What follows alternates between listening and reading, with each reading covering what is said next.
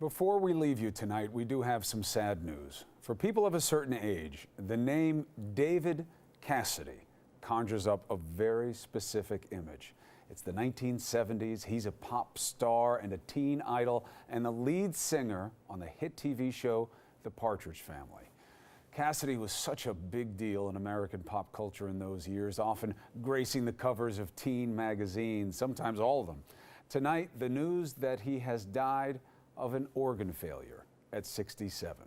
CNN's Stephanie Elam looks back at David Cassidy's incredible career. It's one of those nights when you turn out the lights and you see. David Cassidy was the ultimate teenage idol. Known for his role as Keith in the 1970s hit TV series The Partridge Family, Cassidy's fresh-faced, wide-eyed charm captured the hearts of millions of girls worldwide. You're taking auto shop. Auto shop? Me too.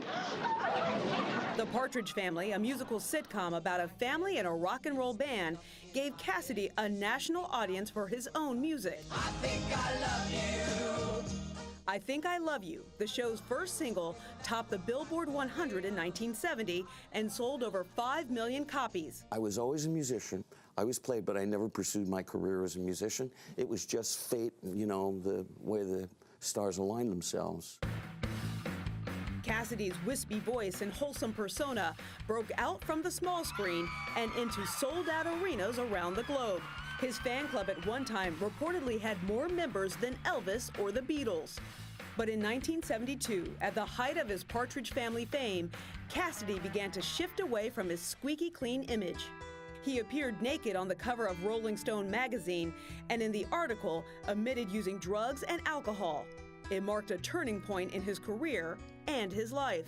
4 years after the Partridge Family hit the air, his teenage fan base had moved on. And so had Cassidy. His hero worship was so great, I had to leave it. I couldn't sustain it any longer. I woke up too soon. Superstardom long behind him, Cassidy turned to Broadway. In 1993, he starred in the British musical Blood Brothers. 3 years later, he moved to Vegas where he headlined the MGM Grand's EFX show, at the time the largest theatrical production in the world. In private, though, Cassidy struggled with alcoholism, a battle that would soon take a very public turn. In his 60s, Cassidy faced multiple charges of driving under the influence and went through rehab. It's very humbling and it's also humiliating. But his biggest battle was yet to come. In 2017, Cassidy revealed that he suffered from dementia.